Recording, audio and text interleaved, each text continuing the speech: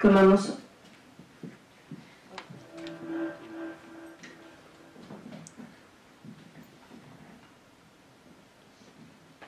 Le physicien ne voit pas la lumière comme le designer.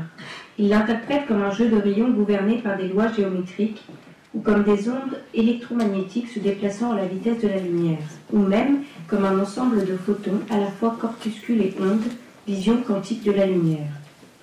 Dans Light Science Design, nous avons proposé aux étudiants designers de s'inspirer de ces visions scientifiques pour les transposer dans un univers.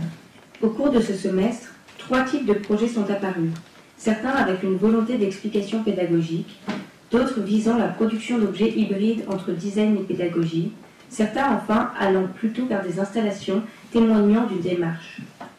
Dans le champ de la médiation, on retrouve les étudiants qui ont voulu retranscrire pour le grand public ce qu'ils avaient eux-mêmes compris de la lumière.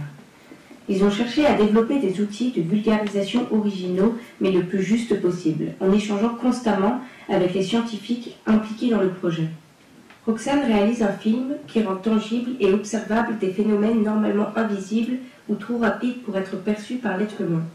Thibaut fabrique un dispositif qui donne à voir comment fonctionne un laser. Annelise propose un objet hybride entre son et image pour décrire une expérience d'interférence lumineuse. Et Thibaut utilise les lois de la réfraction pour créer des illusions d'optique. Ces dispositifs, vidéos et installations pourront être employés plus tard par des médiateurs, des professeurs ou des chercheurs dans un musée des sciences, lors d'une conférence ou dans une fête des sciences. D'autres étudiants, partant de cette matière scientifique, ont produit des objets. Même s'ils ont tous leur propre autonomie, ces objets restent inspirés de la science et certains ont toujours une fonction pédagogique possible. Par exemple, Lucille, qui propose un jeu interactif autour de la manipulation de la polarisation de la lumière, ou Clara, qui développe des dispositifs mélangeant les lumières primaires, tantôt pour des expériences pédagogiques, tantôt pour inventer des projections sur textiles et des installations lumineuses, Samuel, qui invente des objets découpés inspirés de la forme même des ondes électromagnétiques et de la signification scientifique de la couleur, ou Guillaume, qui conçoit 3 horloges proposant des représentations visuelles des 3 statuts de la lumière scientifique. Enfin, Jérémy, qui produit des luminaires en jouant sur les propriétés de réflexion et de conduction de la lumière dans la matière. Enfin, d'autres élèves s'écartent de la pédagogie pour proposer des installations, des happenings ou des expressions personnelles que la lumière leur inspire. Plus seulement pédagogique, pas non plus artistique, le statut de ce projet est plus ambigu. Il propose comme un imaginaire autour des notions scientifiques qui n'ont pas complètement disparu. On peut imaginer les utiliser comme outil de vulgarisation ou comme invitation à un monde plus sensible qui donne un autre visage à la physique fondamentale.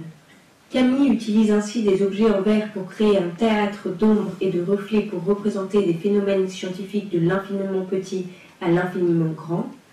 Ragna propose le récit d'une série d'expérimentations et d'objets issus d'un parcours autour de l'interaction entre lumière et matière. Baptiste donne à voir une série d'installations et de phénomènes optiques dans son propre univers poétique au cœur de la nature. Juliane imagine des dispositifs d'ombre et de projection pour créer des géométries étranges et inattendues. Grégoire, enfin, qui explique à travers la danse, la physique quantique, haute forme de médiation, où costumes, musique et chorégraphie incarnent des effets de physique normalement inaccessibles. Light Science Design explore ainsi tout un continuum de dispositifs et de mise en scène de la lumière à la fois dans un monde de la médiation scientifique et dans celui du design. Un projet qui montre aussi comment de jeunes designers s'inspirent de la physique la plus fondamentale pour produire des formes originales de vulgarisation et de design. Un projet qui propose une autre façon de dialoguer entre scientifiques et designers.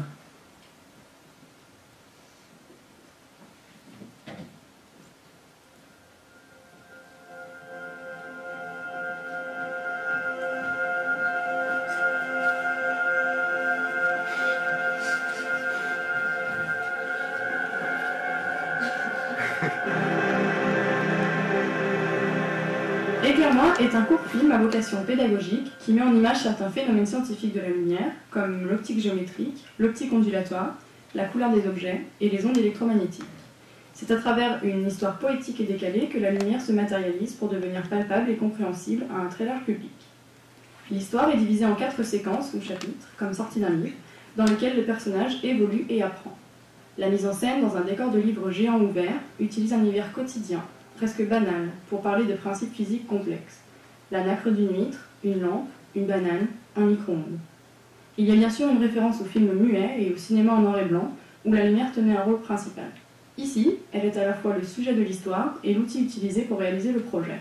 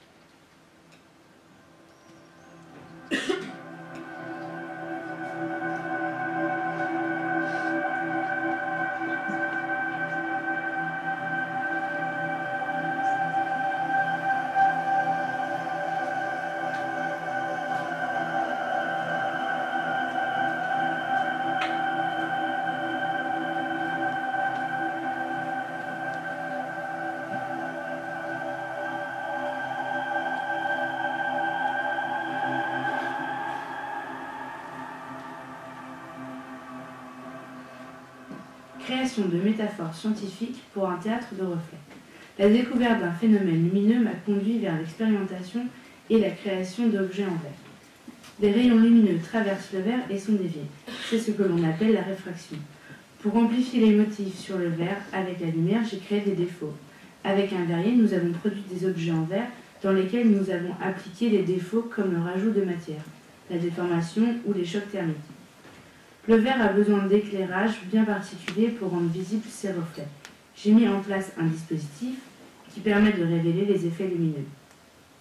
Une lumière directionnelle est placée devant les objets que découvre le spectateur. Ces motifs nous rappellent des phénomènes lumineux visibles et non visibles. Ces motifs font penser à certains phénomènes ou objets scientifiques qui n'ont pourtant rien à voir avec la lumière et se jouent à des échelles très différentes. Éruptions solaires, galaxies spirales ou orbites d'atomes. C'est ce spectacle de l'infiniment petit à l'infiniment grand que je vais vous présenter maintenant.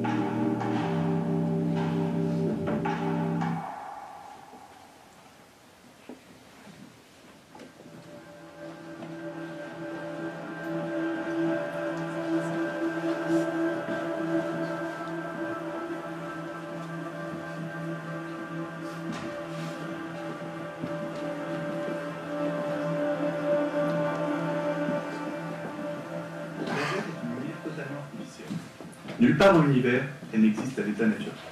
C'est une lumière monochromatique et unidirectionnelle. Pourquoi une seule couleur et une seule direction? L'explication tient au jeu de deux acteurs, atome et photon. Prenez un atome excité et envoyez-lui un photon adapté. L'atome se désexcite et il en ressort deux photons rigoureusement identiques.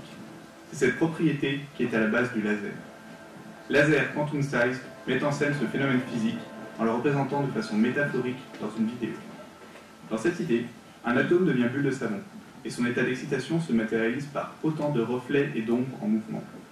De même, un photon, que les scientifiques comparent à un grain de lumière, est illustré par un point laser. Avec ce projet, il y a de simples illusions lumineuses, on peut s'émerveiller d'un phénomène scientifique abstrait, de prime abord difficile à appréhender.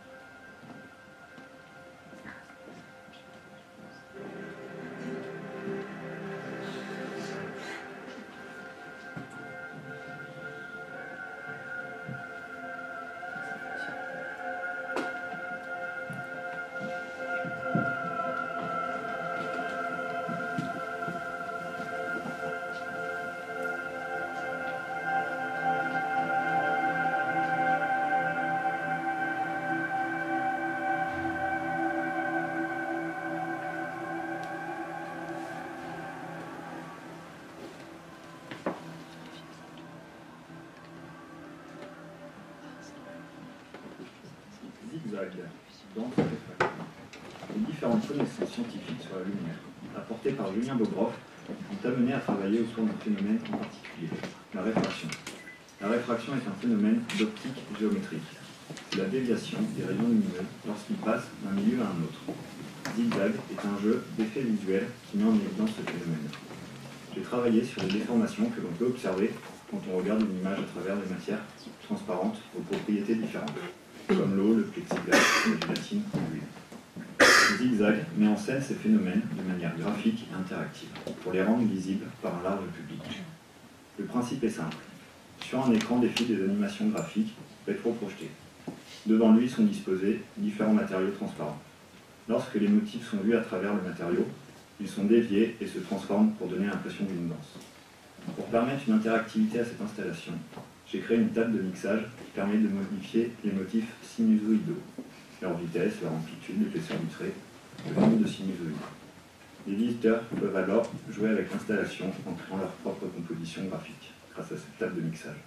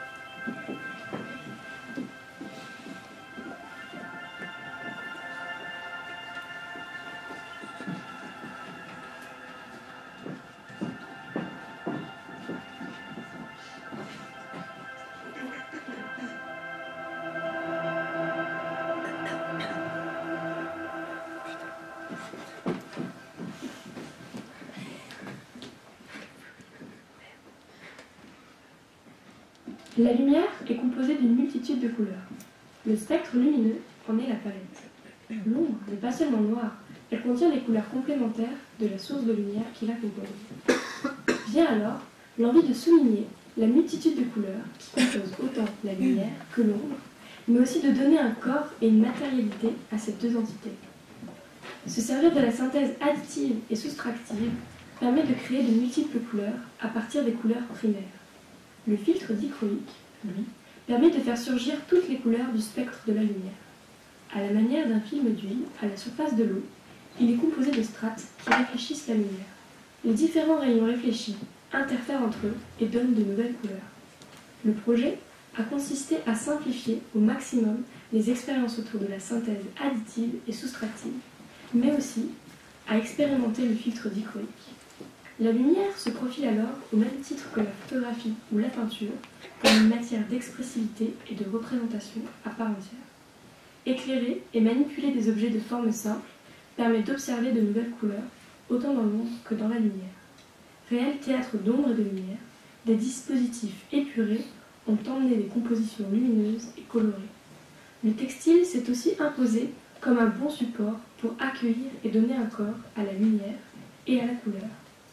C'est avec 4 foulards que débute l'envie de composer des impressions textiles à partir de la lumière colorée.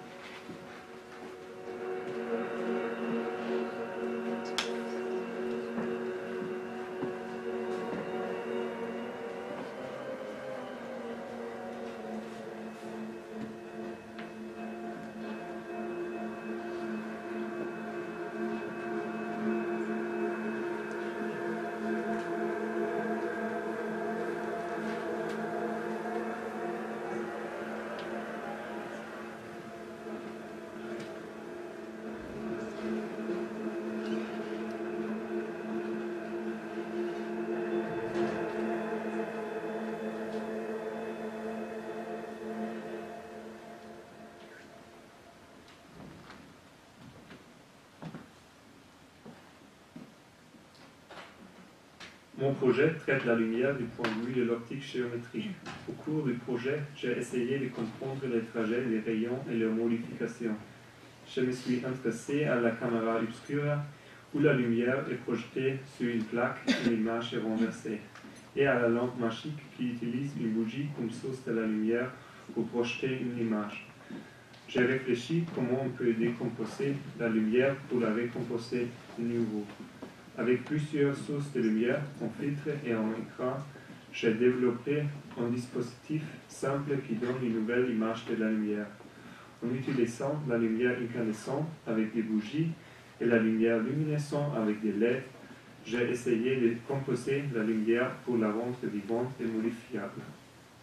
Les résultats du projet est un projecteur de lumière qui ne montre pas tout de suite les effets possibles. Lorsque l'utilisateur rentre en interaction avec l'objet, il découvre les effets de la lumière. Les filtres interchangeables permettent de diriger la lumière de différentes manières. La projection sur un corps montre la composition de la lumière avec des ombres déformées parce qu'il y a plusieurs sources lumineuses. Les projecteurs sont calculés avec un logiciel 3D qui permet de créer un projecteur dépendant de la distance entre LED, filtre et écran projeté et la taille d'ouverture du filtre.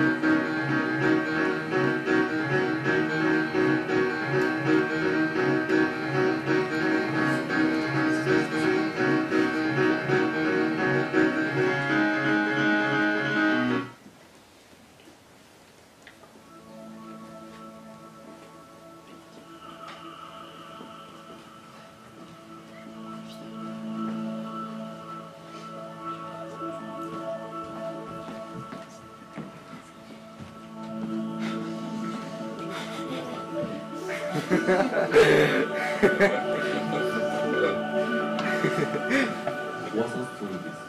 infrarouge et ultraviolet. Les couleurs se rattachent à cet univers de l'inconscience collective, un acquis inconditionnel. Comme la gravité, elle soulève rarement un questionnement. Il s'agit d'un paramètre imposé avec lequel nous devons composer au quotidien. Par contre, à une échelle quantique, sa physionomie transcende les couleurs statiques qui occupent généralement notre espace visuel. Elle est résultante du phénomène d'absorption, du rayonnement électromagnétique, un déplacement oscillatoire où chacune des couleurs possède une longueur d'onde unique. Il s'agit du spectre visible ou de la lumière. Mon projet s'intéresse à la relation entre l'onde et la couleur, une transposition sculpturale du spectre visible, une conversion de l'échelle nanométrique à celle du toucher humain, une tentative plastique d'accéder à un niveau sensoriel entourant l'ondulation spectrale, la couleur. En somme, une série de sculptures-objets selon une imposition limitative par le procédé de la découpe laser, se traduisant par une adaptation du rouge au violet, de l'échelle ondulatoire, où une volumétrie se révèle une fois la découpe retournée sur elle-même.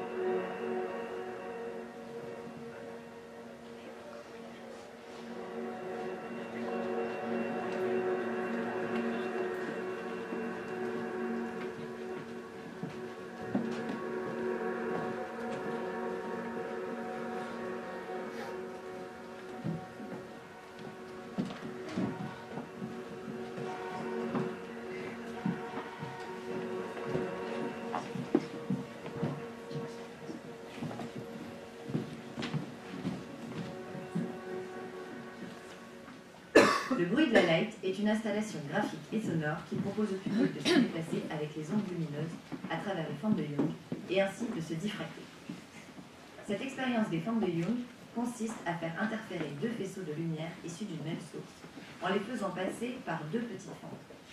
Ces interférences produisent un motif de diffraction où s'alternent formes sombres et lumineuses.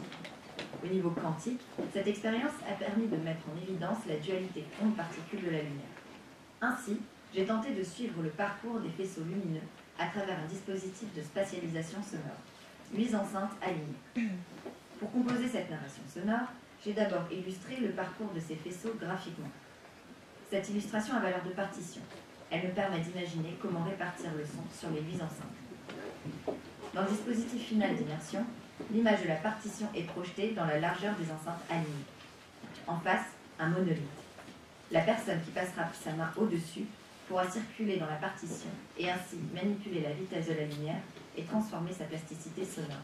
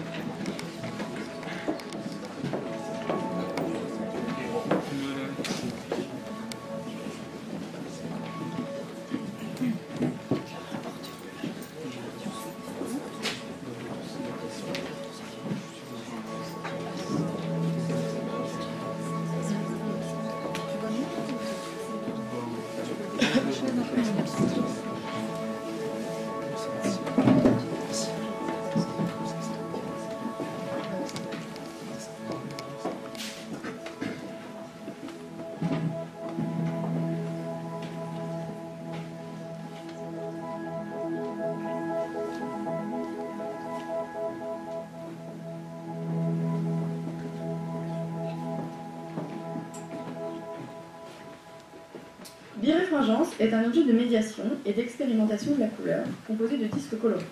Il permet de créer une gamme infinie de couleurs obtenues uniquement avec des éléments incolores à partir du ruban adhésif. Le secret est l'association de chaque élément par rapport aux autres. Les filtres polarisants sont les éléments importants du dispositif. Ils ont un effet géométrique sur la lumière et le ruban adhésif modifie cette géométrie. À la sortie du dispositif, l'œil perçoit des couleurs. Il voit alors les couleurs changer lorsque les polariseurs tournent. L'épaisseur, le nombre de couches et l'angle du ruban adhésif ont une incidence sur les couleurs. Biréfringence offre une palette infinie pour composer son propre disque. La peinture est ici du ruban adhésif. Dans ce projet, j'aborde une relation entre lumière et couleur, avec un regard sur la lumière en tant qu'onde électromagnétique. Cette expérience utilise la polarisation de la lumière et la biréfringence du ruban adhésif, qui sont des notions scientifiques. Le résultat est très esthétique, presque magique. Biréfringence est un moyen ludique de comprendre des notions complexes et abstraites sur les ondes lumineuses ou seulement de contempler une image en mouvement.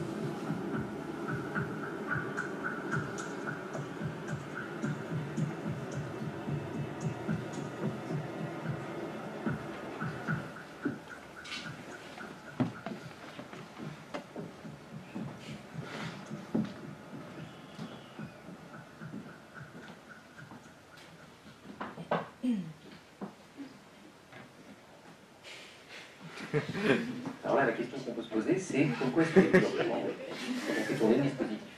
Alors en réalité, la lumière, c'est une onde électromagnétique, qui est comme ça.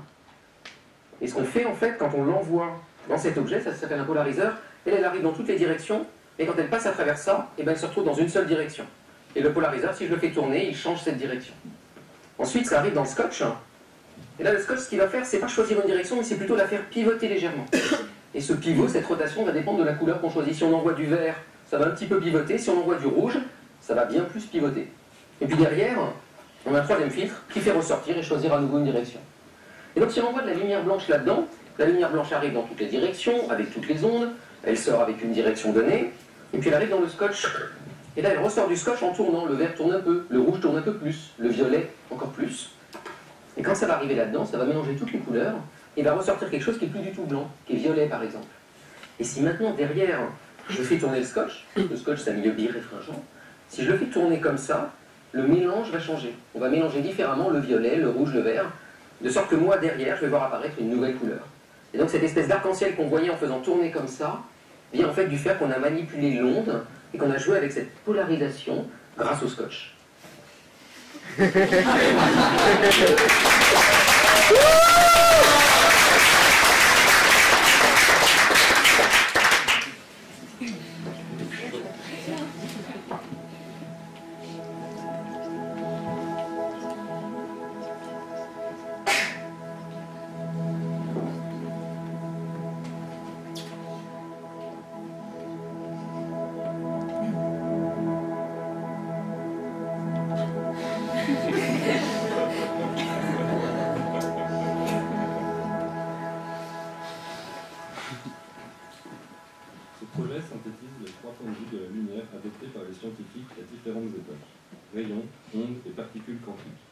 La collection d'horloges est une représentation graphique de ce qu'est la lumière du point de vue du physicien. À la manière d'une expérience menée par des chercheurs hollandais en 2005 qui sont parvenus à filmer le passage d'un brin de lumière, la collection d'horloges est une interprétation de la nature de la lumière dans son intimité. Les codes graphiques utilisés visent à transmettre une sensation plus qu'une description scientifique exacte. Par un jeu de moiré, un scénario se crée de la lumière en mouvement, comme à travers l'œillet d'un microscope. Cet objet de la vie de tous les jours nous hypnotise et nous interroge sur la nature de la lumière.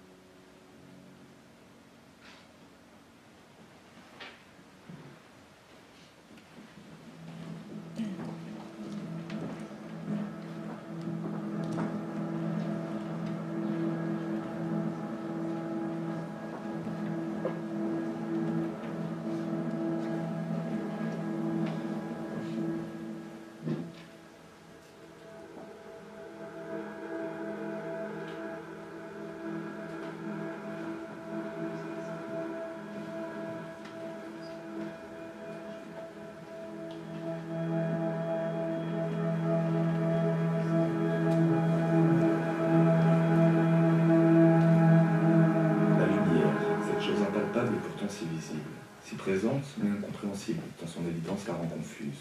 En un mot, insaisissable. Mais alors, ne peut-on pas la rendre plus tangible? Je me suis interrogé sur la manière dont on pouvait sculpter la lumière. La lumière se révèle à nos yeux grâce à la matière, et certains matériaux la conduisent mieux que d'autres. Ce projet tente d'utiliser des principes et phénomènes physiques et de les matérialiser à travers un objet qui guidera la lumière en domestiquant sa réflexion et ses points de fuite. Un objet capable de soulever la curiosité, qui grâce à un principe de capteur s'éclaire lorsqu'on l'effleure et permet de moduler son intensité selon la façon dont on le caresse. En somme, une collection de lampes à poser qui prend corps à travers le plexiglas, qui questionne sur la conduction lumineuse et qui interroge sur sa sensorialité.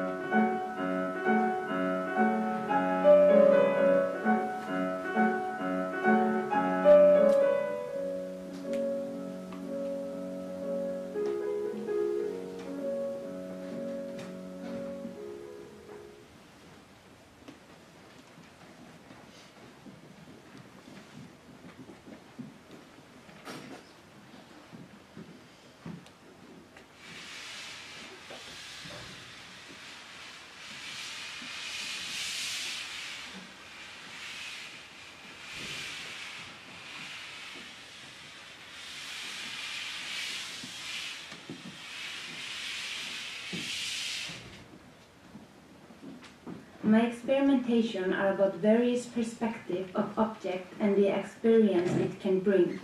Starting with light and how it can reflect or make a difference led me to an ongoing journey playing with opposites, contrast, forces in motion and movement in space, where I'm set to create the unexpected situation inside or around objects. In my experiments there are 4 main parameters: scale, time, interaction and material. By scale not only do I mean in size but also in quantity and dimension. I observe from plastic geometric sculpture to photographs of splashing water. Some objects stand alone while others only exist in a group. The situations are created by different action or lighting that last only for a fleeting moment. Taking care of mixing opposite medium, using materials in untypical ways and making them take an opposite look is a key part of my experiments. Presenting my experiment, different ideas arise of what my project projects. Is it a story about my visit to a new universe? Is all not what it seems? Or is it a study of how colors, light and material react to different circumstances? I just ask the observer to look at it with their own perspective.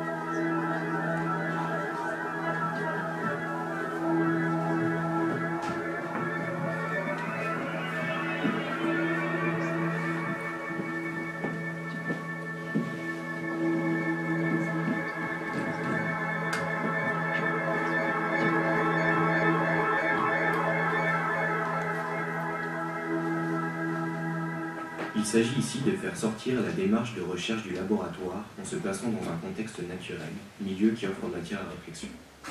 Je cherche à mettre en évidence in situ des phénomènes connus, recontextualiser des expériences, Re-questionner notre environnement sans nécessairement y apporter de réponse dans le but d'en révéler le potentiel de recherche.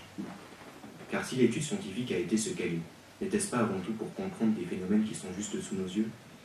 Avec des objets et des matériaux simples comme une corde, on peut commencer à appréhender la notion d'onde qui caractérise la lumière, tout comme un simple bout de bois dans l'eau peut permettre de mettre en évidence la réfraction. Un lavoir offre un terrain d'expérimentation, le feuillage d'un arbre met en évidence les rayons du soleil, le vent devient acteur des dispositifs. Le milieu crée un parcours de recherche et d'exploration. La science offre aussi une multitude de schémas, mots, formules, qui sont autant de supports pour appuyer une recherche plastique et déployer un imaginaire. Ainsi, le phénomène d'absorption à l'origine de la couleur m'amène à manipuler des éponges, créant ainsi des résonances avec des théories scientifiques sans pour autant en être l'illustration. Chaque installation éphémère remet en perspective les liens étroits que la lumière entretient avec le temps, tandis que tous les objets de la recherche sont collectés afin de retracer la démarche.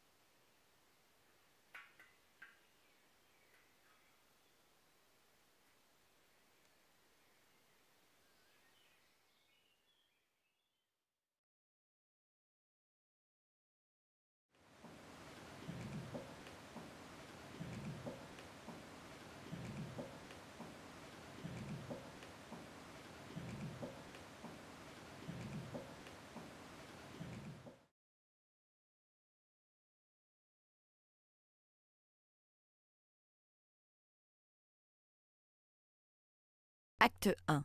Dualité onde-particule. Le photon est à la fois un corpuscule et une onde. Quand on le mesure, il se réduit soudainement en un point.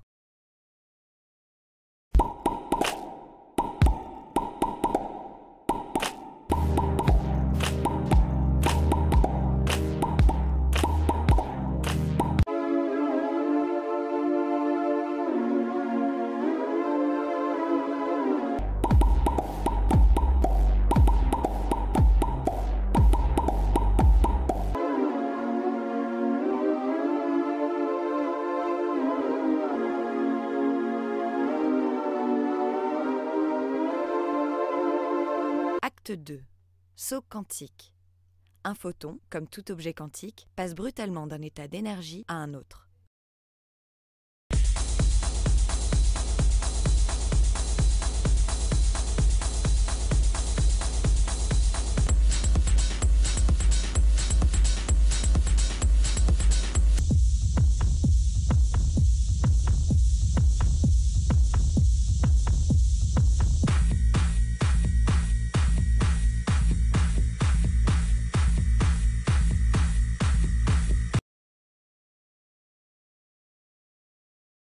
Acte 3. Intrication quantique. Lorsque deux photons sont intriqués, la mesure d'un des deux agit instantanément sur l'autre, même à distance.